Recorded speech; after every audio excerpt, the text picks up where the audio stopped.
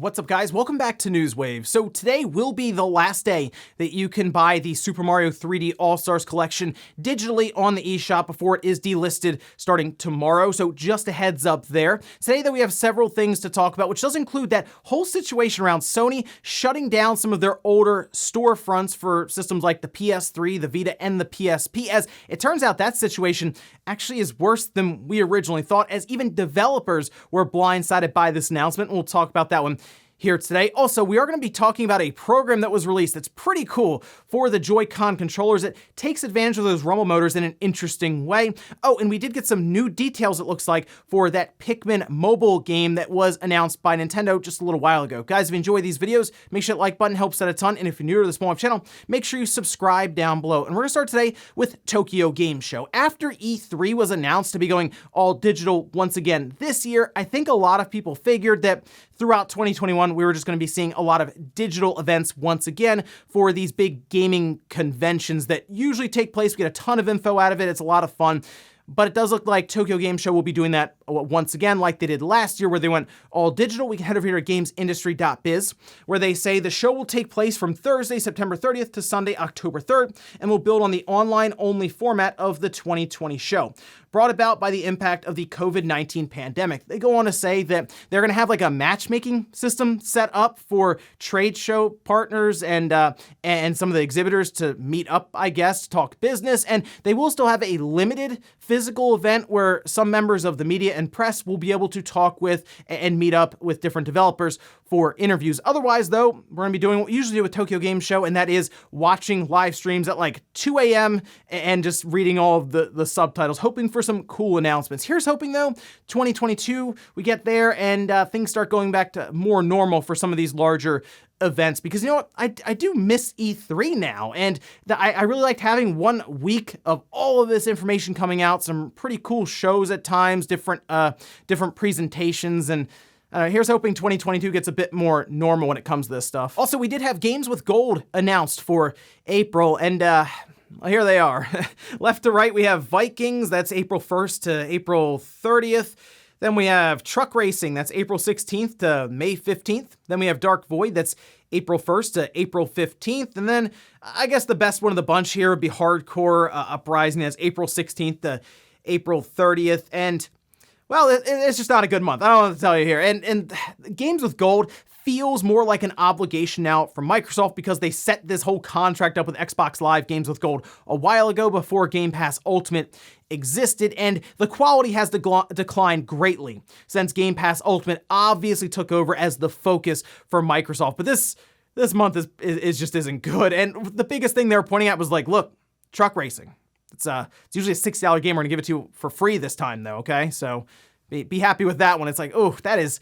It's just not a good month overall. I don't know. So maybe they'll get some better games next month, or really at this point, they should just work this whole thing out. I mean, I guess it's still free games technically that like you don't have to buy, but I just don't really see a lot of people getting excited over Truck Racing being free for April. Oh, and it looks like we had our first PlayStation VR 2 game announced. We can head over here to Twitter. This was in response from Dave saying PSVR 2, PSVR 1 doesn't have the fidelity for Pavlov. Now, I checked out Pavlov, some of the gameplay for it, and it looks like a first-person shooter, and you do have to look down at a HUD almost on like your wrist at times. So what I'm thinking here is maybe the fidelity or the resolution out of the current PlayStation VR headset, it would be difficult to make out some of the smaller details in that little menu that's on your wrist that you'd be looking at times. So maybe they're saying, oh yeah, fidelity for PlayStation VR 2 is significantly higher, and we would expect that to be more on par with some of the other headsets that are currently out, like the Valve Index, for example. But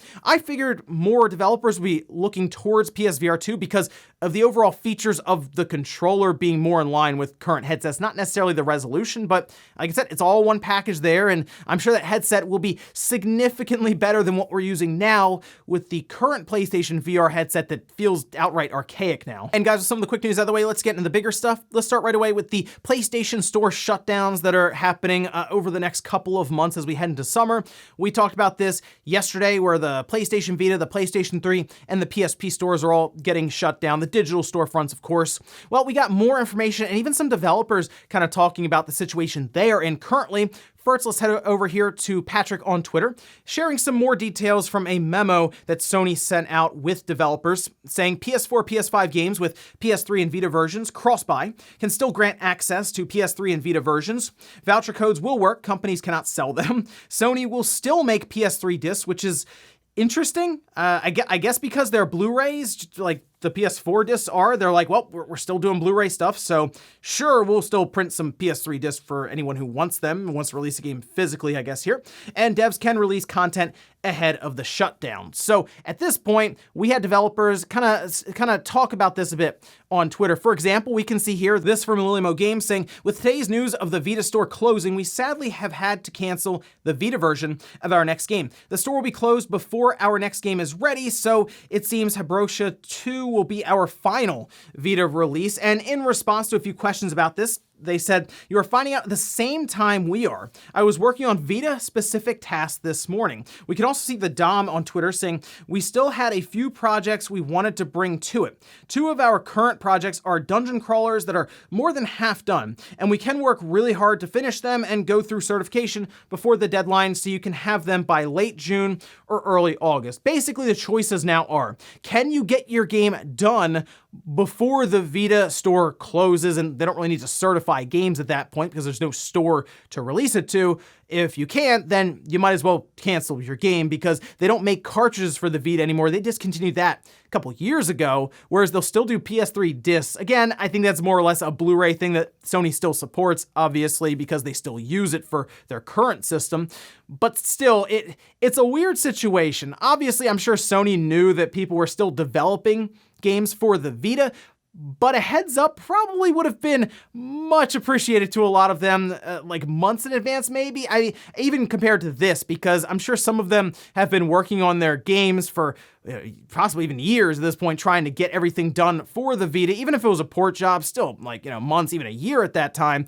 It's now they're looking at basically trying to get these games out as fast as possible if they really want them to be certified and at least released on the system. And it seems mostly the Vita, because the PS3 and the PSP, a lot of people are looking at that saying, well, I mean, those were released in mid-2000s, so yeah, they're a bit older, whereas the Vita just turned 10. And I know Sony stopped really paying attention to the Vita after its 3rd or 4th year or something, but still, it's not that old to the point where no one's gonna even develop games for it. Some people still are. Some people are big fans of the Vita. It's still technically Sony's latest handheld system, but it's just an odd situation here. And what's really weird is Sony was apparently still sending out development kits as soon as a month ago to different studios and people online who had been mentioning this. So even Sony, within Sony, were they confused about this? Because you figure you would have been yeah, we're not sending out dev kits because in a month we're shutting the whole thing, we're gonna announce that we're shutting the whole thing down over the summer. So it's probably not really worth you working with this, but no, I guess they sent it out and just blindsided us and even developers with that announcement. Next up, let's talk about a really cool program that was released for the Nintendo Switch Joy-Con controller. Now, if you've taken a turn in Super Mario Party or beaten Kirby, you've realized something.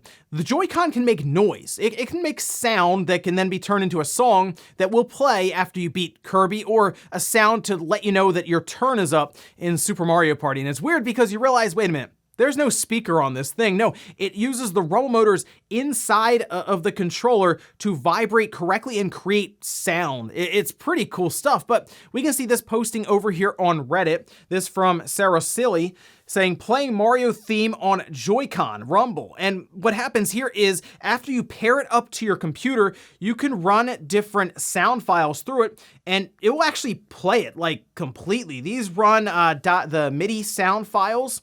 And after you pair it to your computer, you would run the program that they've uploaded to GitHub, and you can just start loading them through. And it doesn't sound exact like they're doing the Super Mario Bros. Overworld theme, but considering this is coming from a rumble motor, it's really cool stuff. And we've also talked about this a bit with the PlayStation 5 DualSense controller, as someone actually put the controller on a box. We talked about this, and they played some of the Doom theme and used the box for added bass and sound there. It's really cool to see this and to experience it, of course. So I think this is something that people should play around with and see what they can come up with. And it is also open source. They've released it completely. So I'm sure some changes will be made going forward as people look through it and look to help with this. So what an interesting thing to see. I guess go ahead and check it out and see what songs you can run through your different Joy-Con controllers. Next up, let's talk about that Pikmin mobile game that Nintendo announced along with Niantic. And when I saw Niantic, I figured, okay, this is going to be a Pokemon Go style game where you walk around in the real world and you have like augmented reality with your phone and you can see your little Pikmin, I guess, walking around with you, but it would more or less be something you would use while you are just actually out and about, and it would probably count steps and use that in some way for the game. Well, looks like that is the case, as VGC had got some new details from a beta that's currently going on. It's invite only in Singapore, and there are a lot of different details to go over here. Pikmin app, as it's currently known, starts by giving players several Pikmin seedlings in an item bag. Seedlings grow by absorbing step energy created by walking with the Pikmin app and can be plucked once enough energy has been accumulated for growth. Players can individually name each Pikmin they've plucked, and there are also several different types of Pikmin. They have a list here with red Pikmin, blue Pikmin, yellow Pikmin, and so on there. In addition, players can find core Pikmin, which are described as unusual. Pikmin wearing attire associated with the place you found them. Decor Pikmin are grown from big seedling items, or your existing Pikmin may turn into decor Pikmin by interacting with them in certain places, and you also will send them away on expeditions. They'll bring you different things, as well as postcards, kind of mark the occasion for, I guess, where they were found or where they went on the expedition. And it kind of sounds almost like Tamagotchi mixed with Pokemon Go, sort of. I mean, I guess you're walking around and accumulating this step energy, much like you would when you're trying to, say, hatch an egg in Pokemon Go, where it'll just count your steps, and then, oh, you're at 5,000 steps or whatever it is, and then boom, the egg hatches. In this case, I guess you'll have enough step energy to have different Pikmin sprout up, and then you can, of course, add them, I guess, to your overall Pikmin army and run around and go on expeditions. And it's an interesting idea, for the most part, to take Pikmin and try to bring it into the real world. I'm more interested in how they will continue to build on it, because remember, these mobile apps, these mobile games rely heavily on monthly active users and daily active sign-ins. That's one of the biggest things. They go by even their daily numbers. So they'll have to come up with, I'm sure, all kinds of things, whether it's quests that continuously be added, or maybe they get to a point where you fight big bosses and stuff in the game with all of your little Pikmin. So a lot of things they could do here. At least sounds like they're trying some things in beta. And if they're currently running one now that's invite only in Singapore, I assume they could be doing some other betas around the world as well. Just see how things go over in different regions. So we'll keep an eye on the website where you can sign up with an email and see if we eventually get one that gets sent out where we can start trying out the game. And in our last bit of news, let's talk about an update going to Fortnite on the Switch. And we've seen updates to Fortnite that vastly improve things like the file size and performance on other systems, and it looks like this time it's the Switch's turn, which, by the way, gives me a lot of hope for Fortnite possibly taking advantage of this rumored Nintendo Switch Plus system that everyone keeps talking about.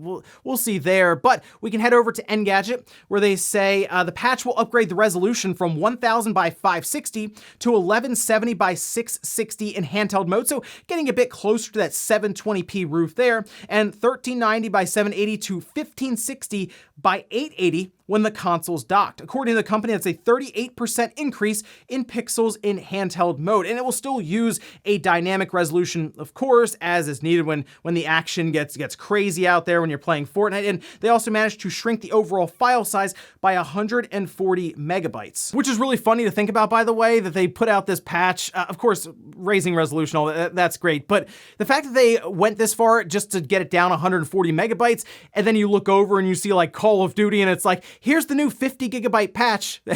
And like, okay, Fortnite shrinking by 140 megabytes, I'm sure that was more or less a side effect from the patch, and as they say, working out different things when it comes to the renderer that they're using. But like, you look over and you're like, maybe Call of Duty could use some of this. Not really. I mean, no one was really asking for a 140 megabyte drop on Fortnite. What was it, like a little over 11 gigabytes on the Switch? Much bigger games than that on the Switch. But I do like that Epic has continued to not only work on the content in Fortnite, but the overall, I guess the overall system requirements and how heavy it is on these different platforms. And like I said, this is the game that I would look towards when it comes to a Switch revision of some kind, because I could see them trying to push things and take advantage of new hardware if Nintendo does indeed have some ready to go later this year. And before we go to the comment of the day, we're taking a look at the poll that I posted up yesterday, where I asked, do you think a retail game for the Zelda anniversary will be a limited time release like the Mario 3D All-Stars collection?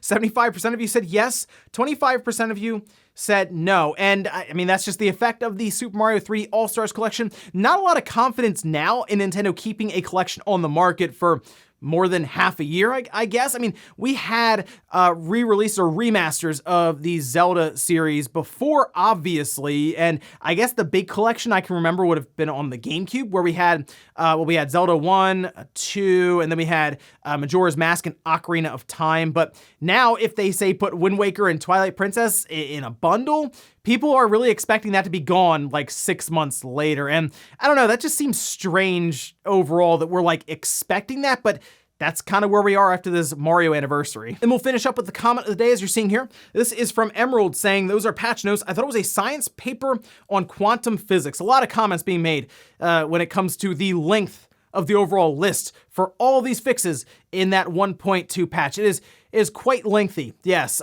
people were mentioning, oh, that looks like a massive list of credits from a big blockbuster movie or something. And the crazy thing about all of this is, CD Projekt had mentioned this is like their next step to getting back on the PlayStation Store. And it's like, well, hold on, that didn't get you back on the PlayStation Store. What else do you have to do? The only thing I can think of is that they still have to put it through certification, and that includes all these different fixes. But like, if that doesn't get you back on the store, a store that had what, Life of Black Tiger on there or something, like Cyberpunk can't get back on there with all of these fixes. Whew, wow. The game certainly wasn't ready then if all of that doesn't get you back on the PlayStation Store. And ladies and gentlemen, that's gonna do it here for Newswave. If you enjoyed this video, guys, hit that like button, it really helps out. If not, hit the dislike. Leave comments down below about everything we talked about here today. Where Sony catching even the developers off guard when they announced the Vita store closure coming up in a couple of months? Or what about that program for the Joy-Con controllers? Even ideas for music or sounds to play through it? And then what do you think about the details around this Pikmin mobile game, and how does Nintendo keep that one going with new content and ideas? Thanks guys for watching, and I'll see you next time.